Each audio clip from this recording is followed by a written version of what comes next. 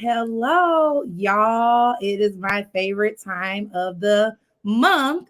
That sounds weird, but I am Sequoia Database Glenn, and I'm the founder of the Black Marketers Coalition.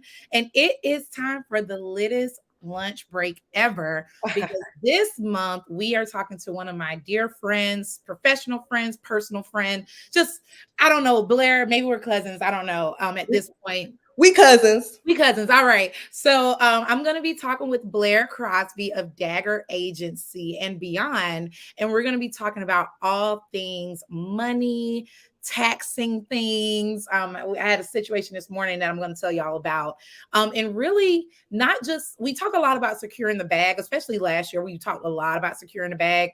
But this year, a lot of y'all did secure the bag. And we want to make sure you understand exactly kind of how to get that from not just the external perspective of those that are seeking jobs or promotions, but also the people that are supposed to help you do that internally. So I'm fucking excited.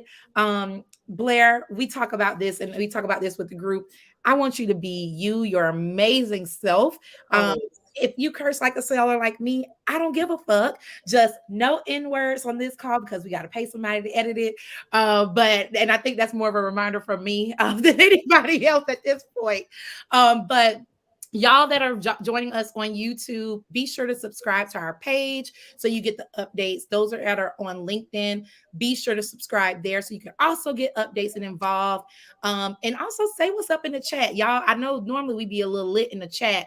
One of our chat moderators is enjoying her honeymoon, so we may miss her, but we got a couple other people that make sure our chat is live and fresh to death. So I'm gonna pause. I said a lot introducing you today. Blair, you feeling all right?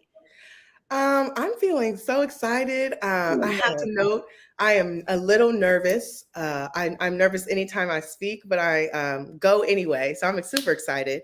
I think today is going to be a great conversation, and I'm just so thankful for the Black Marketers Coalition and for you, Data Bay, That's loving me. on me and giving me this space. So thank you. I'm excited. Listen, we're excited to talk to y'all. I see we got one of my mentees, Jonina. She's in here, or Janina. I'm always so country when I say it.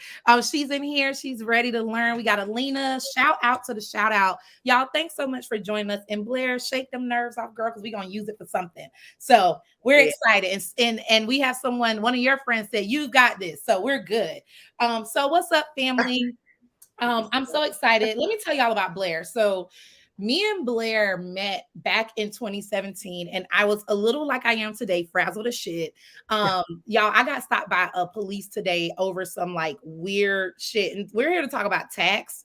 There are some taxing things that happen to us when we're traveling, when we're just minding our own black business that impacts how we show up. So I'm usually a little calm and zen, but I'm not today because I got all this shit in my head, right? So I was talking with Blair and introducing her to our wonderful producer and sponsor, Bianca from Level 8 Agency, about, how we got this sister girl moment, how we became cousins. And so she met me. I was like really in this depressed state. Those of y'all have been on, if season one, know this story. I moved to Atlanta on my own dime before I knew that you don't take jobs without relocation packages. Well, And I think that's what you told me, Blair, in 2017. But I came up here to Atlanta, was not a good cultural fit in Atlanta. mm, Side eye, at this very, very large media conglomerate that I had actually gotten promoted to. It's like, how am I not a good fit for what I was promoted for? Right. And so it broke my spirit. I didn't know who I was outside of being a marketer. It was like, you come to Atlanta, this bougie, half bougie city, whatever. And first thing people say is, oh, okay. And where do you work for? Oh, what do you do? So I mm. had this moment of identity crisis because it was my first time out of college where I didn't have a job, not because I didn't want one, but because we mutually resigned, right? And so when I met Blair, she was at a staffing agency specifically for marketers, and she looked at my resume and was like, sis, we ain't really got nothing for you, but I have something for you. Come on. And I'm thinking, oh hell, it's another botched interview, right? So we went in this little corner. I will never forget this, Blair, but it's off of Peachtree Street. Nice little corner. And she says, listen, sis, I'm going to help you with your resume and I'm going to make sure you get the right job with the right people. And she gave me pointers so good that I redid my resume and actually took on resume writing services because of the love that Blair shared with me. And now I don't do resumes anymore because I turned them back over to her. Like, no, you're the expert. You do that, sis. But in this time since 2017, Blair was in a couple group chats of men. We had like, LinkedIn, like, hey, let's look out for each other. We had moved around in the industry and met people that knew us. And we ended up joining the board for the Atlanta group called the A Pledge, which is focused on really making the agencies in Atlanta represent racially the composition of Atlanta. So we shared for our love of Black people, growing Black marketers, growing the agency space to be more diverse. We fell right back into each other. So I tell y'all that because sometimes it feels like things are just wrong all the time. It's like wrong, wrong, wrong, and no, no, no. Oh, But there's something about that ram in the bush, and my ram is Blair Crosby. That's a long, long story, but just to show y'all, I love this woman.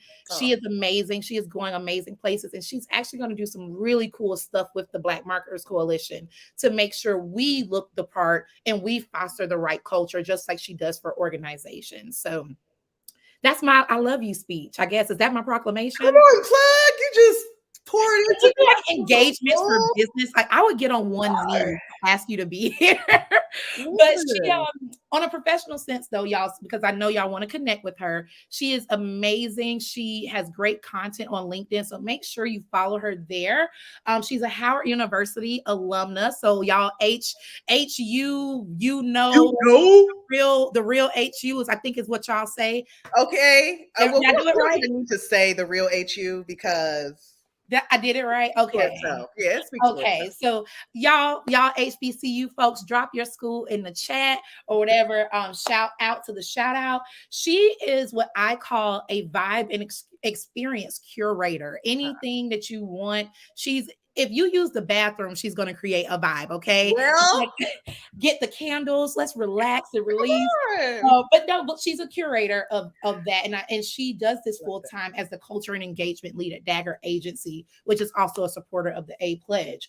She also, in her non-free time, she's an amazing career consultant and culture consultant for marketing agencies, marketing groups, and Black professionals, also other professionals, but namely for those that are in these marginalized spaces, that it's not just the resume, it's everything about your career experience and life experience that needs to be communicated, and also to those businesses that need to get their shit together and is ready to do so. And in her personal time, you guys can follow her on Instagram. She is her Instagram is the shit. It's @bswank_. She enjoys food, Black people, fashion, and traveling. She's right now has a couple of guides out to Philadelphia, DC. What was it, New Orleans? Yes, New Orleans. All of them I ironically just traveled to, so it really did help. But connect with her, follow her. She's amazing, and I'm going to stop talking about you because I can talk about you for another hour, but I wanted to make sure the people knew how much you meant to me in this organization and truly the world. Thank you. That was the intro, ma'am. I'm gonna send this recording to people when they introduce me and say, if you don't give half of this, I am not coming on the stage. Damn right. Half at least. We just got to make sure. We got to make sure that we really we amplify our Black sisters and brothers and everybody in between, because we just got a lot of shit going on. So. Yeah. And it's taxing. So that's what we're here to talk about. So I'm going to go into the fun part, right? And we're going to talk about these rapid fire, as one of our supporters, Lauren, calls it, these icebreakers. And those that have been to dinner with me know that I do this in real life. So Blair, are you ready? I'm ready. All right. You're going to have 30 seconds or less. And I know it's hard because we both like to talk. Well, you have 30 seconds or less to answer this or that. So higher salary or unlimited PTO? Ooh, that is fairly easy for me. I would suggest higher salary, right? We love unlimited PTO. It's great, but there are still instances where you may not be able to use your unlimited PTO as much as you would like due to your workload, due to your experience, or due to maybe your company using unlimited PTO as a way to lure in candidates. but they don't necessarily promote using your unlimited PTO. If you have a higher salary, regardless if you are off work or on work, you're going to get paid that check. So I always suggest going for a higher salary versus unlimited PTO. Juicy, juicy. I know she preaching to y'all, and I know my mentee is on here, so I hope you got that pro tip from the best. Because I I think I agree with you, and I don't think I agreed with you initially. Last night when I got off my flight and had brain fog, I was like, okay, girl. But now hearing it like that, it's the accessibility for me. Mm-hmm. Yeah, I always, if I don't always necessarily have a guarantee for unlimited PTO. Like, yes, that is what I'm told, but it still has to be approved by somebody. Once that salary is in, no one is approving that every 2 weeks. I'm getting paid. So yes, lead with a higher salary. I am just saying when it comes to one or the other, if there is a recruiter or a hiring manager trying to basically get you to agree to something and uses higher unlimited PTO instead of, we can't give you that 5 or 10K more, but you can take off, you're going to want to go for and prioritize the higher salary, because in the end of the day, that is really honestly that's something that's consistent for you versus something that you would have to get approval from, even if you do have unlimited PTO. See, there it is. All right. This is a loaded one. College degree, comma, no student loan debt, comma, and a modest job. So kind of like, we here. Or college degree, student loan debt, and a high earning job. I'm going to say both, right? Because one, I'm not necessarily going to lean towards what's better or not, just because it's like, for me, I feel like if you have a degree in a job, that's great. And also because that's something that happens, those decisions that we make are very early in our career before we even start to get an idea of what we want to do. Carrying the weight of whether I should have done something or should not is not going to help you. So both are awesome. If you have a degree, if you have a job, if you don't, that's cool too. Of course, no student loan debt is awesome and it's absolutely amazing.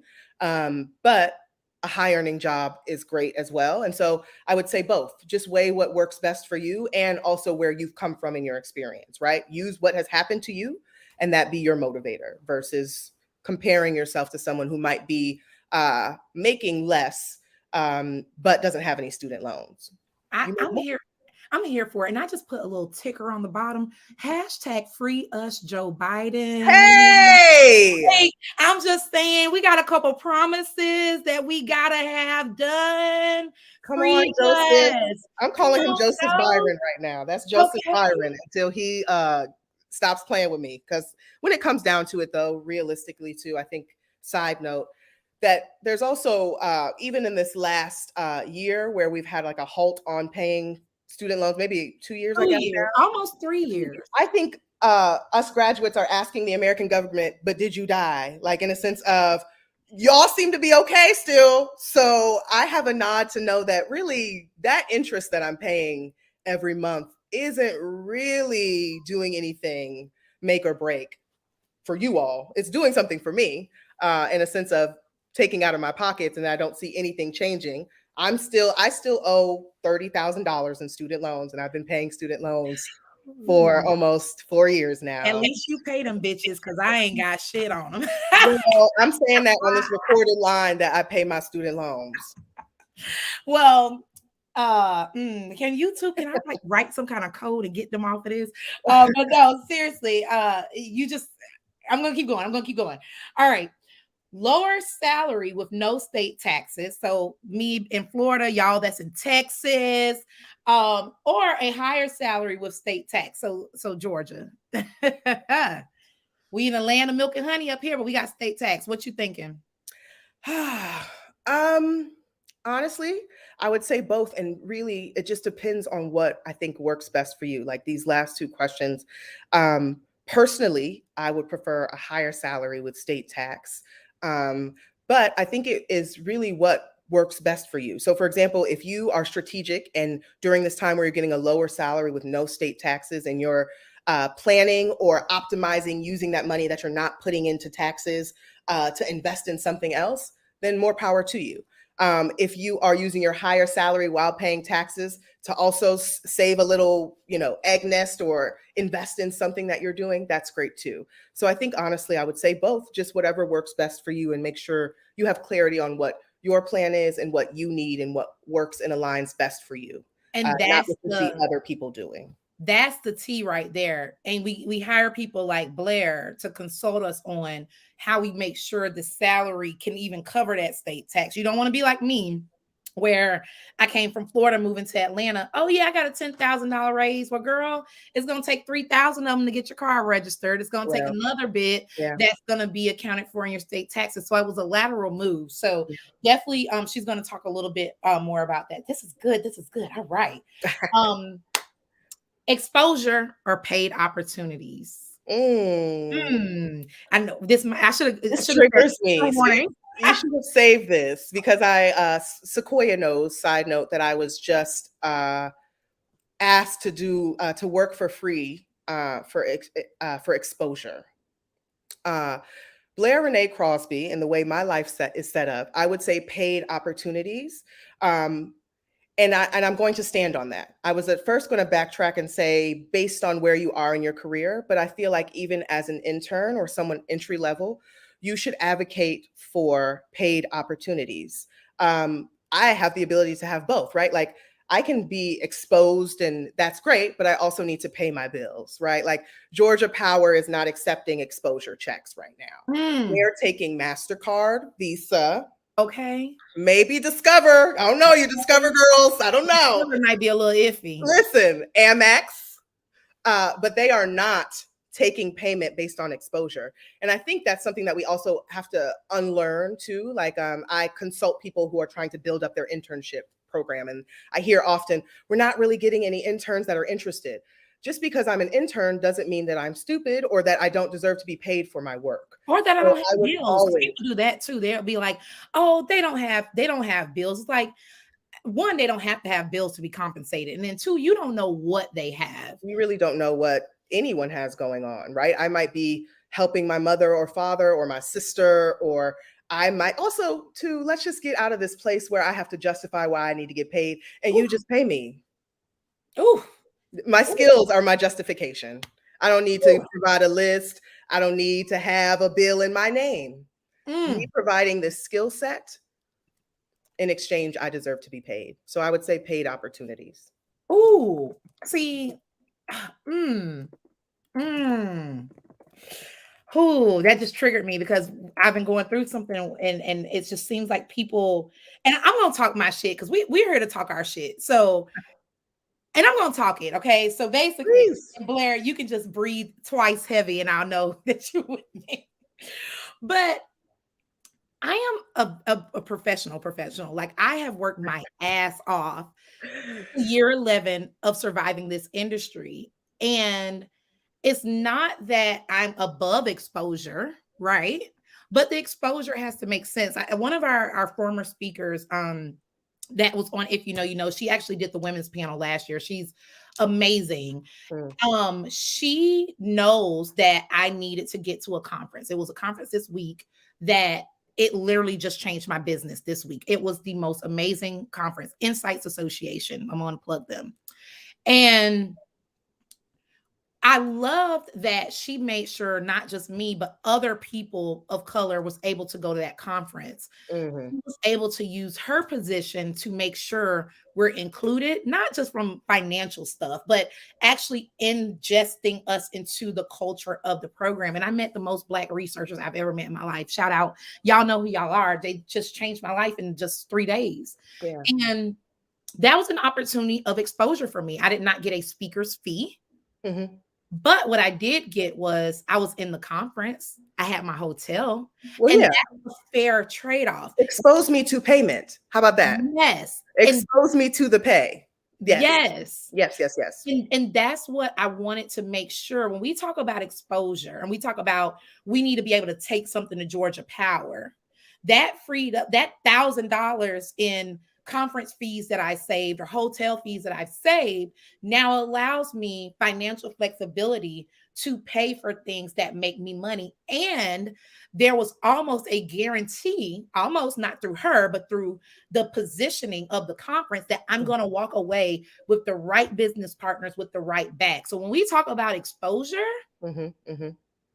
that's what I'm talking about. And y'all, I have Devontae's comment on here. Devontae, y'all, I met Devontae after a year. Y'all know, if y'all have been on, if you know season 1 and this season, y'all know that Devontae and Chastity Jones Billingsley, that's the one that's on the honeymoon now. She got married, but they are our chat curators of the vibe. I got to meet Devontae in Philadelphia. And he's amazing. He's in SEO and SEM. And that's what I mean, though, the exposure. If I wasn't able to get there, we would not have been able to meet, figure out where we can collaborate, figure out, he give me advice, I give him advice to get this bag. We're not talking about exposure. And I'm going to take it there, Blair. I'm going to take it there. Please. We're not here. A lot of times when people say, hey, we want to expose you to something, it's to undo something that I didn't ask for. Like a gatekeeper to an organization. And it's like, but I didn't ask to be gatekept. Or, oh, well, I'm volunteering for this Black diversity thing. So I know a lot of y'all volunteer for that. But it's like, the Black people are doing the work, but then it's like, oh, it's exposure. But exposure to what? Oppression? Like, so I wanted you to talk on, and because I do have a question in the chat that talked about, and this was it was an icebreaker, but we're going to keep this spirit going because this is good. We had a question. How do you politely decline or advocate for yourself to receive these paid opportunities? And I'm going to tune this to you because I want you to talk your shit because I talked mine. But how do you do this in a professional way that makes sense for people? Yeah. Thank you, Janina, for the question. There is always a way to politely decline, and I will just share a few things. One, no is polite.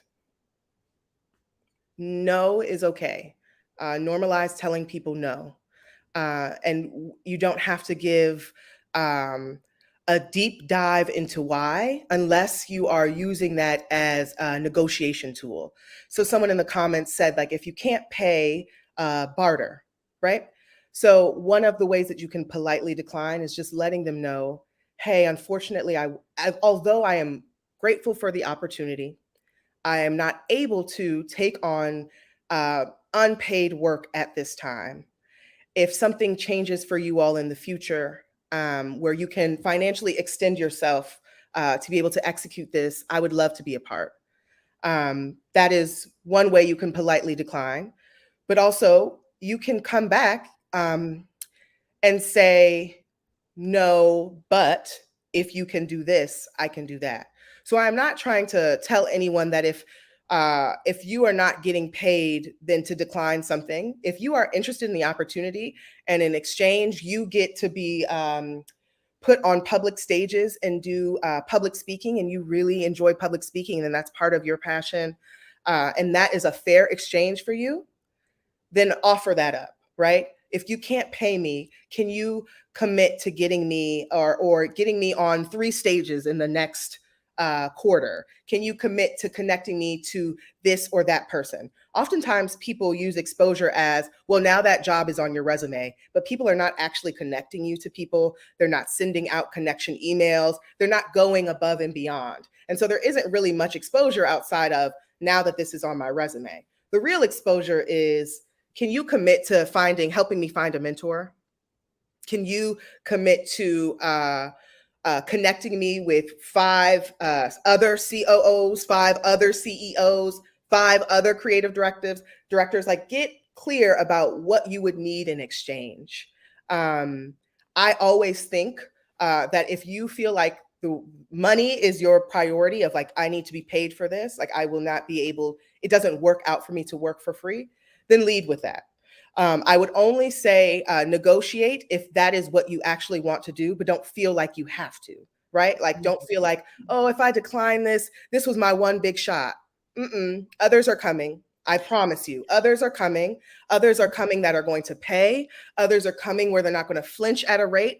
Others are coming that understand your skill set and what you're worth. And others are coming that understand that you have way more to bring to the table if you're being paid appropriately and living a life that really honestly elevates your life, right? Like having money is an elevation tool, right? Like that is just the way it is, right? Me getting paid for this internship or this opportunity or this job means that maybe I can drive to this opportunity versus Yeah. me having to fuck around with Nene and them in the Lyft and Uber and the Lyft and cancel. The Right. other Lyft comes, it smells like blunt smoke. That just happened to me. See, I That was just in the happened to me Lyft. too. It smelled like that blunt smoke, right? You just got to say, like, I like the way your car smells. Yes, literally that happened to me in New Orleans when I was using Oh. your guide and I had to go to Apple, right?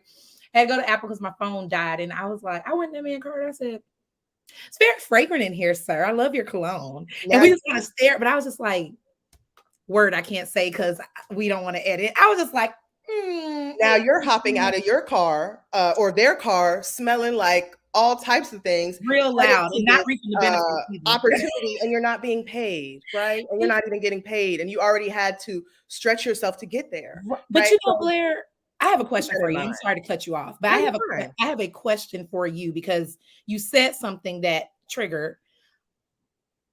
I talked about this in my state of kind of like BMC in January. I gave an address to our crew and get your shit together though too.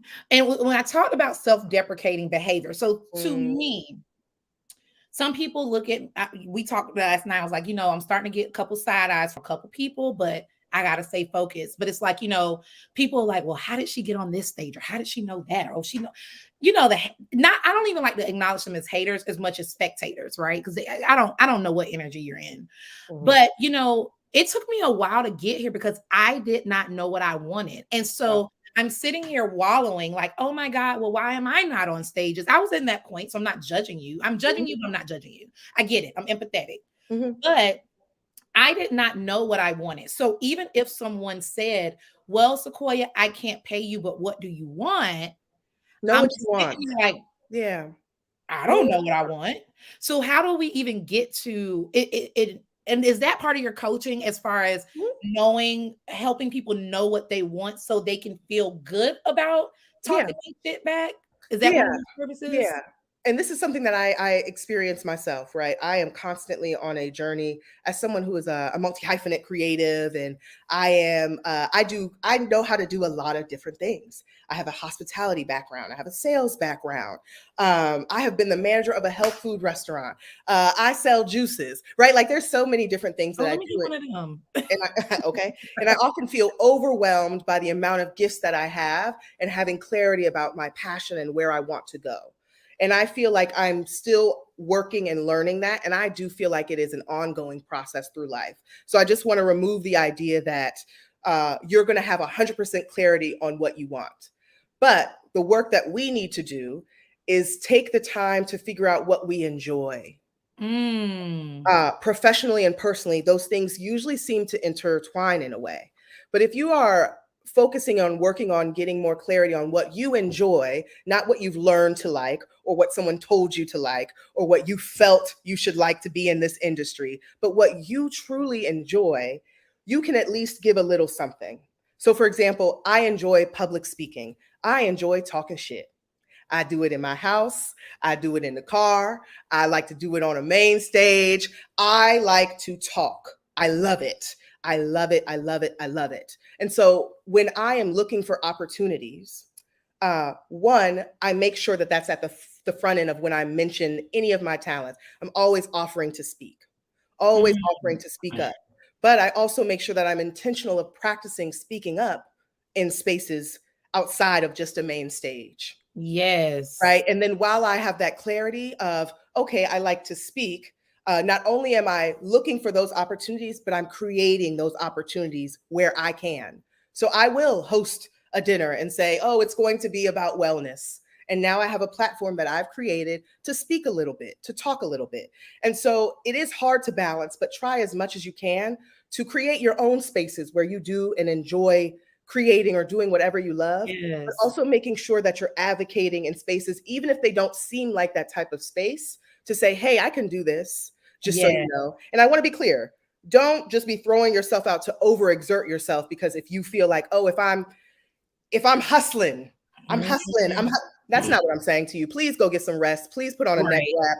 Please go chill the fuck out. Wash your face. Watch your face, girl. What I'm saying is that be willing to put your gifts on Front Street. Advocate for yourself. That's all I'm saying. Yeah. Get you I, a I person who advocate for your gifts. and it's funny that you say that because that's actually the origin story of the Mhm. BMC, and not just the BMC, but if you know, you know, I had a very hard time getting selected for speakers gauntlets, and I just was like, "Fuck this shit! I'm gonna do my own." And it's not because it wasn't because I wasn't likable or all the other things. It just sometimes people need to see that tangible action and understand why they should put respect on your name. Well, So you can create these things that you enjoy. And I enjoy talking to my people about my people and people that fuck with us. And that's where we get the allies and things like that. So I'm going to actually switch gears to advocacy. And we have Tiana. Thank you for joining the call. Advocate for your gifts. That's a quote. We got some love for you, Blair. We're going to give you your flowers, girl, or we're going to give you your mambo sauce since you from DC. no, flowers are Okay, okay. I love flowers, okay. tulips. I I love will that, take bumbo Blair. sauce. I love tulips. Okay, okay. I'm glad to know that you love tulips because I think I have your address somewhere. Wonderful. Advocate for your gifts. Blair speaks the truth. I mean, I told y'all was in for a Oh, thank treat. you. Thank you. So Thank you. we're gonna go actually into self advocacy. And thanks for Tiana and Ashley for really talking about how they really appreciated that comment. I'm going to skip to question 5, actually, Blair, because we're going to Okay. talk about some other stuff, but I'm going to just get to this meat because I want you to just go in, sis. Gaslighting, because a lot of what we talked about with the exposure question has a undertone, right?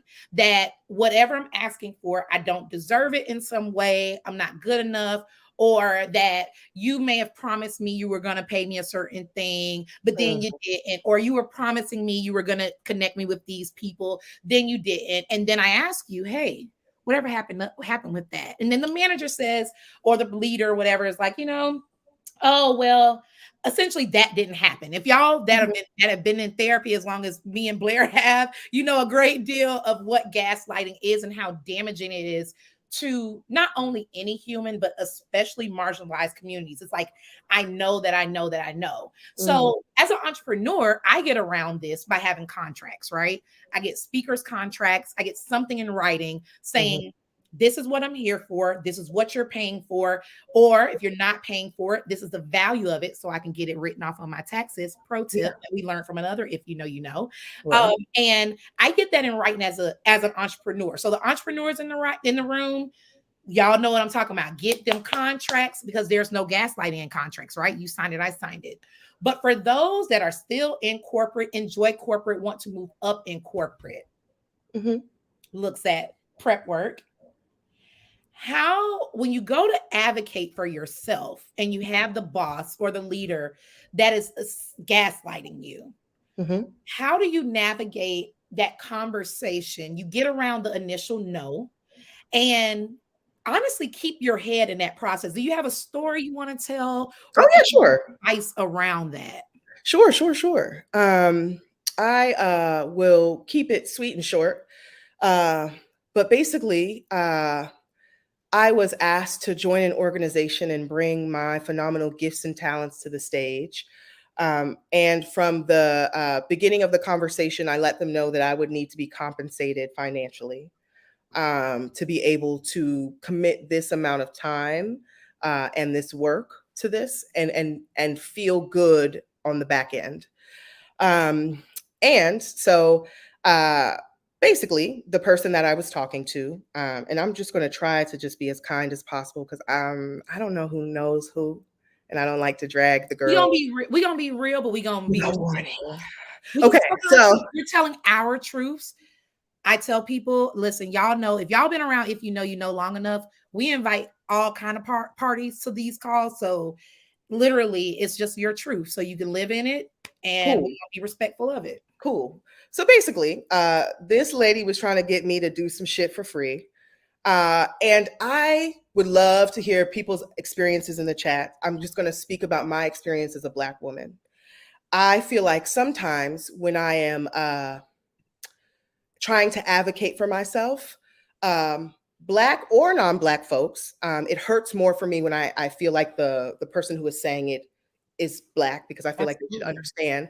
But where they try to get me to feel like I should just be happy to be here, right? Mm, Like that sort of energy, like uh, we didn't have to give you this opportunity. We didn't have to call you. We didn't have to do this, as if I owe them, right? Sometimes that happens in the workplace where there's this weird interaction where it's like, oh, y'all want me to not have the clarity of who I am and what I can mm, do. And so, what tips that I have for gaslighting is, or managing or negotiate or navigating around that is, one, you do have to have clarity of who you are, because that's mm, never going to stop, right? It's not just the workplace. You might have an interaction with somebody at Publix where they really just tried the shit out of you. mm. That hoe just tried the shit out of me over some organic cilantro. Okay. But I have the clarity of knowing that honestly, they're just projecting. They want me to be where they are or where they're maybe struggling to get out of, and that's not for me to own. So one, I would say you have to have a level of clarity and consciousness about what you actually bring to the table, because especially as Black folks, people of color, any other marginalized group, there is this constant sort of socializing for you to think you're less than, right? That's like an ongoing thing. They just want you to think poorly of yourself. And that way we can dump any old shit on you and tell you to take it. And you'll be grateful to Massa for all that Massa has done. Not Ooh. Massa. And I want to be clear, Massa comes in different shapes and sizes. Sometimes Massa can be your Black manager. Mm. Sometimes that can be the case. And Ooh. so what I want to say is, one, have clarity about who you Was are it and what Uncle you Ruckus? bring. Two, although you work for a company, you can be in a corporate space. Think like an entrepreneur always. Right? That is actually a Mm, value at Dagger, of thinking entrepreneurially, right? And so I want people to think, although I am working in this space for this company, I still am my own person. I'm still advocating for myself as if this is my own business, because my livelihood and my life depends on it. So just as you are looking for documentation as an entrepreneur, document as well all of the things that you're offered. So, for example, if you take an offer and you're having a recruiter who's selling it to you good, where they're talking, we can't pay you now, or we can't give you that title now, but we love growth here. We value growth. We will we believe in annual reviews. Have it all documented. Thank you so much for the call, so and so. As discussed, follow up with that email, right? And those are the things that you're going to bring to the conversation. Have a clear idea of, and this is a gift my mother gave me a long time ago. My mother is a journalist, and she has worked in a mainly white space or non-Black space her whole entire life. And so she has had to navigate through being the only Black woman in a non-Black space, but trying to excel. And one of her things is she does a status, whether you ask for it or not, sending a rundown of, hey, these are all the things that I did today. These are all the things that I've built this month. These are all the things. You constantly do that, not even just in an annual review season, not in a performance review season, but constantly advocating for yourself of, here, these are the things that I'm doing. Bring those things to the table, right? And then mm, also, this is just another tip. Be more transparent with the people around you. Oftentimes we mm, are experiencing a lot of the same things, but just in different spaces. Oftentimes we're not having conversations about what we're making because we feel ashamed or embarrassed. But have those conversations. I have a friend who's on the call right now. I'm not going to mention them by name because I don't want y'all to rob them because they rich as shit. But she makes more than I do. She's one of my dearest friends, but I always go to her about salary conversations and all that kind of stuff. Anytime we're together, we talk money. She does make more than I do, but that helps me understand, one, what I could be making, two, places where I'm playing myself short. But you also normalize having real conversations that other people and other groups are having without fail, on golf courses, during different games. These are conversations that other people are not scared to have. So mm. my suggestion is, have your clarity of who you are and what you bring to the table. And sometimes when you are gaslit, I have had experiences where I had to really question, like, maybe, and I say this all the time, maybe I should just be a bouncer at Magic City. Maybe Hey, I'm not as gifted. And then I immediately am like, girl, get the fuck out of here. I'm I'm telling not you. knocking bouncers at Magic City, but I'm just saying I'm not protecting a goddamn soul. So if you come into Magic City starting some shit and I work there, I'm gonna let you through. I'm not about to fight with y'all. I'm coming here to get some food. Listen, You know? I done been gaslit so bad. I wasn't thinking about being security at Magic City, okay? And I wasn't thinking about being a waitress. I'm like, how can I get out of this financial bubble? Like, Listen, how do I do it? And the girls are giving down at Magic City. So okay. Shout out to Magic City. Shout out to Magic okay. City. But no, But like, but Blair, like that's real. And we had a couple comments that I was gonna oh, say them, but please. I'm like, no, it's something here. So I want to give the people what they want. Mhm, We had one, and this could be a double question. You can talk through it however you want. mhm, How do you name your price? mhm, And in doing that, how do for especially so we have one person that's entry level, she's still in college trying to figure out how do you name your price. But this mhm. is not just an entry level thing. I Oh no. honestly, Mm-mm. I think it gets harder the more you go up than it Yeah, was some at days. entry level in Mhm, some ways. mhm. But in that, how do you deal with imposter syndrome when trying to advocate for yourself? Okay, great questions. Okay, I'll be really short and sweet because I was about to talk forever. Oh Okay, no, I want you to, and but this is the thing though, y'all. This can be a part one. So if y'all let us know what you please need let us there, know if so you we want a can part do a two. part two. So yeah, keep going, go Okay. ahead. So, how do you name your price? This is for everyone, whether you are entry level or a senior leader or C suite, whatever. There are a few steps to naming your price. One, using your background salary, right? Using that as something to compare against. You might be underpaid though, right? So don't make that the end all be all. What I'm saying is take and bring a bunch of things to the table and use that to analyze. But one, looking at how much you need to live, what you're looking to make, have an idea of that. Even if it's a pie in the sky, bring that number in your mind to the table.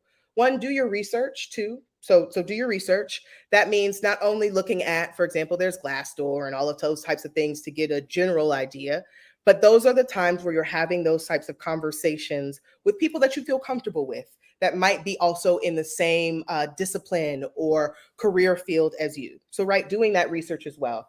Finding someone who can play, in a sense, as a mentor of, okay, I'm a product manager and I am very early in my career.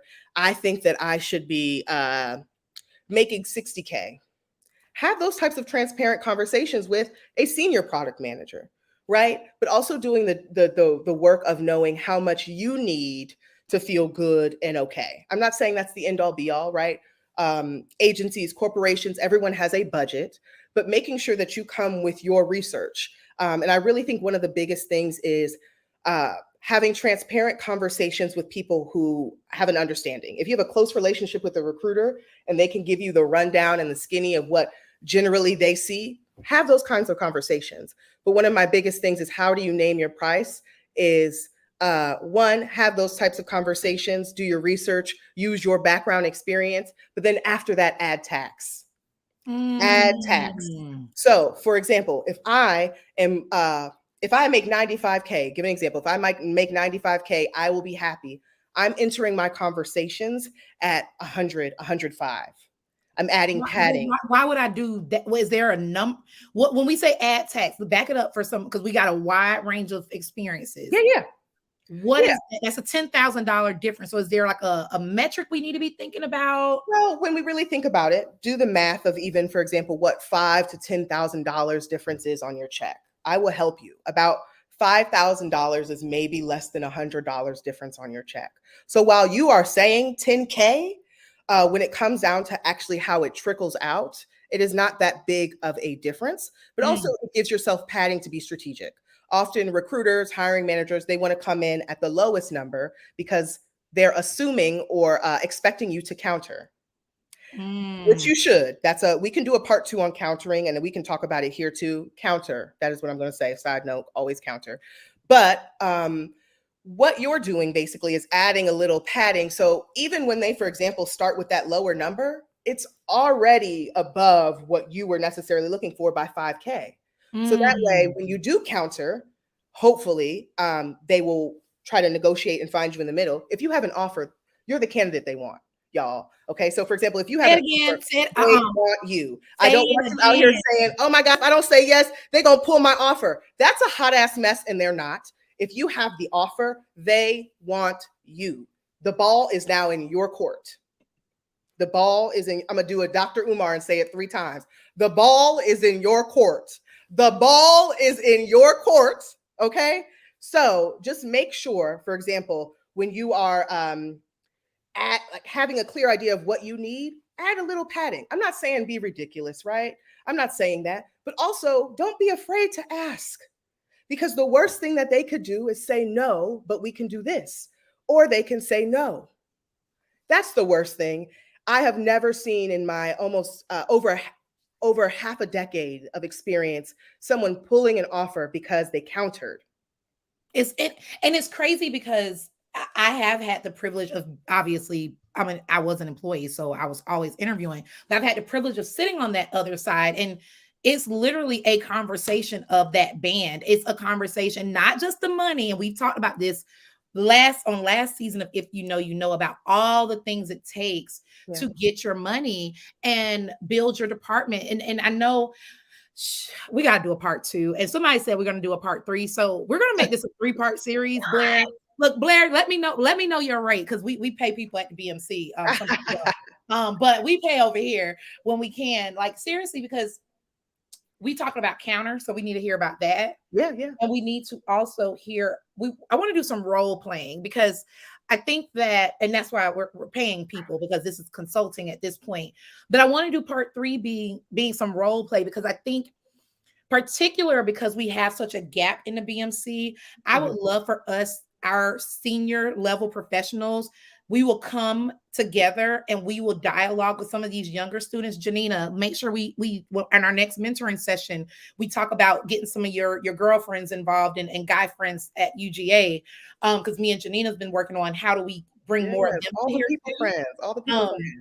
And I'm plugging her because my girl just got a job at Delta this summer. I So saw I'm that plugging post. her. Okay. Yeah. So give my baby some flowers. I'm so proud of her. But we're gonna do something part 3 on the actual role playing for different levels. So we might end up doing we'll do something with the back end, but I don't want to talk too technical. We can do all the parts. We're gonna do all the parts because you have hit on something, and I want to know, if somebody said something about this, and sorry, all your questions didn't get to, Blair, but that's why we have part 2 and 3. But I want to touch on something. Suzanne, one of our amazing allies, she's an amazing realtor as well in the Atlanta market. If y'all need her, but she's just amazing. And she said something that I want you to touch on with countering. She says, don't say maybe. It was talking about exposure, but this is pertinent for this.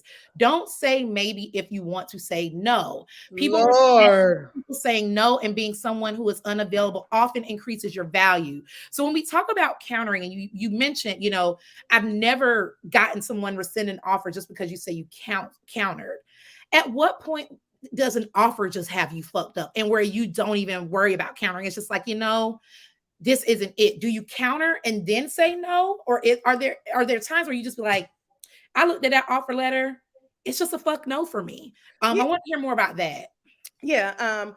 Honestly, I would say go with your gut. You can always, let me be clear, you can always counter and then say no. Like, I don't want anybody to feel obligated that, oh, well, they came back and they worked really hard. They did not work really hard to find that fucking money. I'm really trying to help your ass.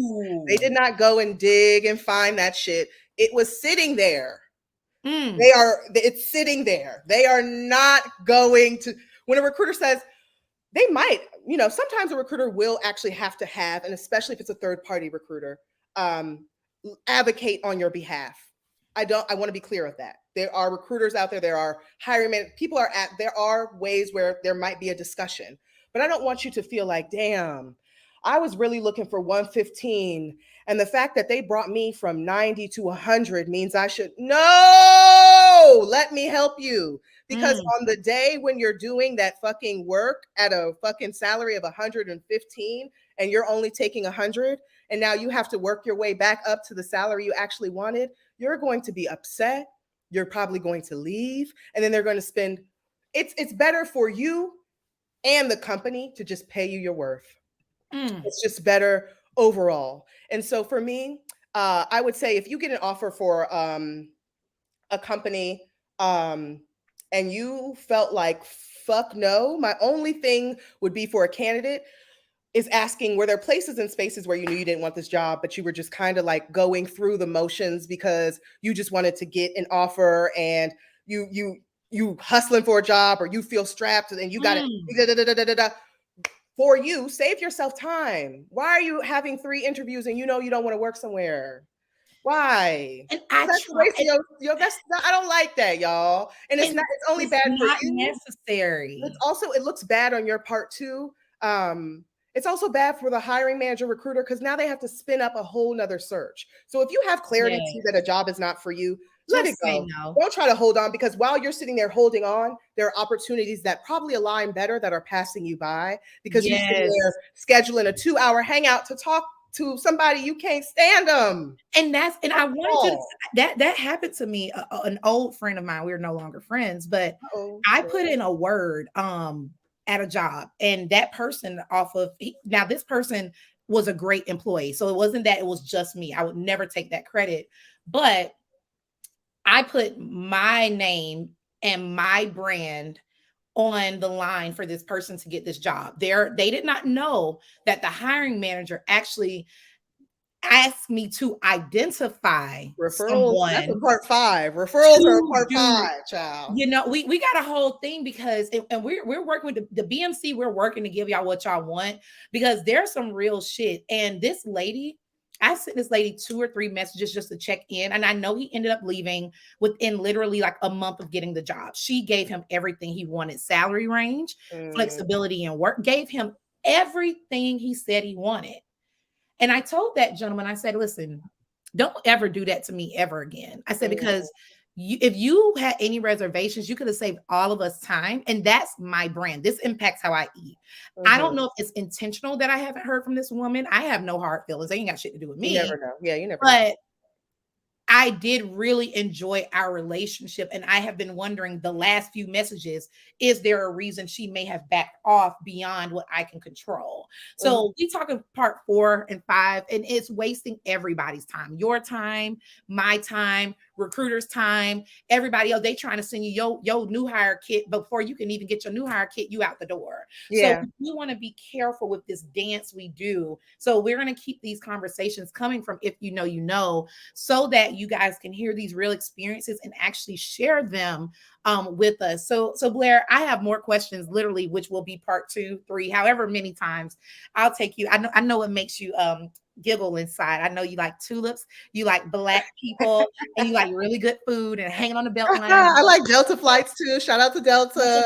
Okay, Okay, Janina, get me on a little buddy pass. No, I'm kidding. Okay, listen, I've been trying to like slick be like, but I'm gonna make sure we take care of you, because we are gonna make this a series. And I want to get into some questions. So we do have a VIP section of these calls. It's brand new. Like today, we have a lounge. It's a sponsorable lounge. So if you guys do want to sponsor this lounge, or any of our If You Know, You Knows, please hit me up, seriously, and we'll get it popping. So we did have one person in the backstage. I don't know if Shauna, you still there in the backstage? Or you got, I know she's a more senior level professional. She's another Black woman in research. And I didn't know if did you have any questions that you want to come on live for? Or are you just chilling out and enjoying the lounge?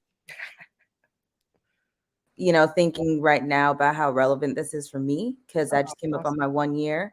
And having some tough conversations for the last month, just about, salary negotiations and all that. But the one thing that I wanted to emphasize is just get your money early, because when they do the percent increase year over year, like a 10% increase on 100K versus 120K does make a little bit of a difference. So it does. Claim your money early.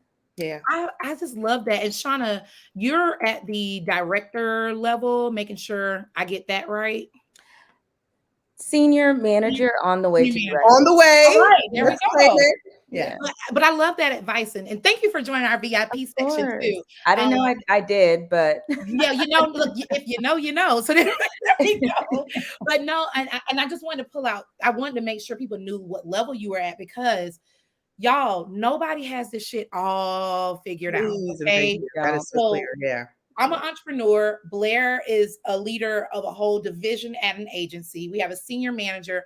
We're all figuring it out. So, Shauna, thanks for bringing that knowledge and your energy to the backstage. And her pro tip, y'all, get your money early and complement that energy and that advice that Blair had on how to do it, and keep coming to our shows so you can find out how to do it as well. So, thanks, girl. Of course. And I just want to say, side note, I think there was a question that one of my dear, sweetest, amazing, she's actually one of my colleagues too, Kaniva asked. And I think it was about advocating for yourself. Kaniva, we can do a part 2, but how do I deal with imposter syndrome? So I don't know if we have time to actually. We got about 1 minute on it. One minute. And I think that we've already kind of hit it a little bit, but I will say my suggestions are dealing with imposter syndrome is speak out the imposter syndrome. One, know that we all struggle with imposter syndrome. All of us are struggling with it in some way, shape, or fashion all the time. And that imposter syndrome is usually happening to people who are actually supposed to be in the space, because when you don't, when you're not supposed to be there, you're not really questioning it. You're like, I'm just going to take my shit and do it. But when you actually care about the work that you're doing, you do go through imposter syndrome. So 1, normalizing imposter syndrome is great. 2, speaking it out so that you can see how crazy you sound. Because in the inside, you're not necessarily hearing how crazy and nuts you sound, saying you don't deserve to be here, or you're not supposed to, or I'm just going to take these good old carrots because they ain't got no money, but they got free lunch. Girl, let me help you.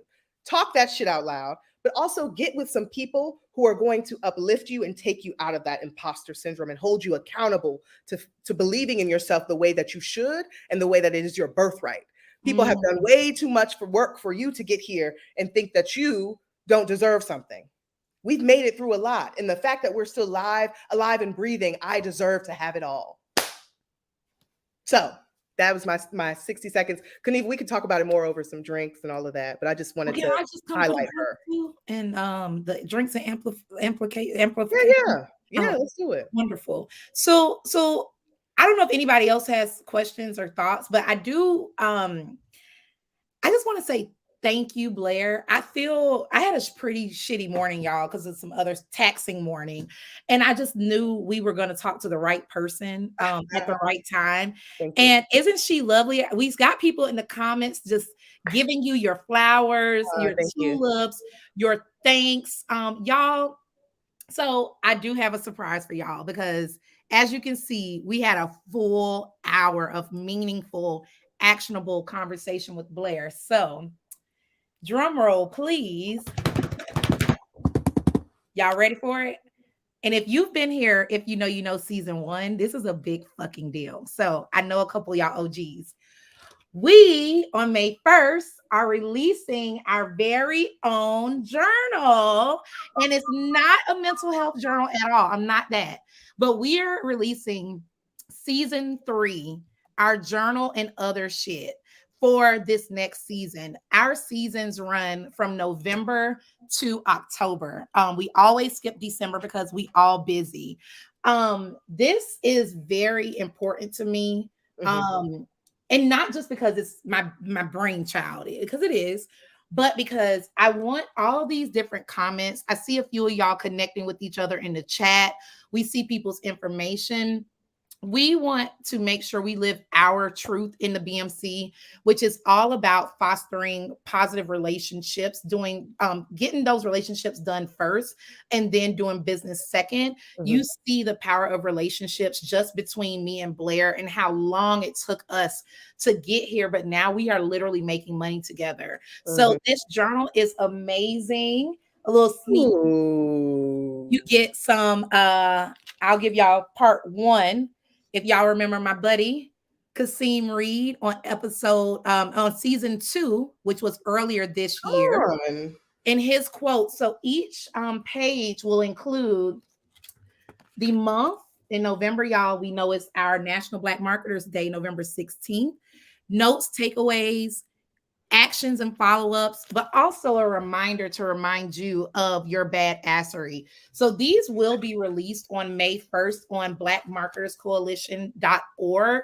Blair, you will have your own copy. So do not buy it unless you buy it for someone else. I will still buy it for someone else because that's how you do it. These will be $25. They are very nicely bound. They will fit very discreetly within any laptop bag or book bag you have. So it's a thing, it's a vibe. No link yet to May. We will email them out, but it will be on our usual website, Black Marketers Coalition. You can follow us. And then lastly, because we are always over time, making sure y'all also know we do have some discount codes for the Marketing for the Culture Summit. It's in Atlanta on May 12th. So if you do want a discount link, please email us at heyy'all@blackmarketerscoalition.org to get this. And lastly, Blair, one last flower for you. Krista, my buddy, my soror. I have a performance review this afternoon and we'll be using this power to push for a raise. Yes, so we're sending tulips, love, and light to Krista as she uses this information. Yeah. Blair, thank you. I love you. See you for part 2, 3, 4, 5, whatever we can afford.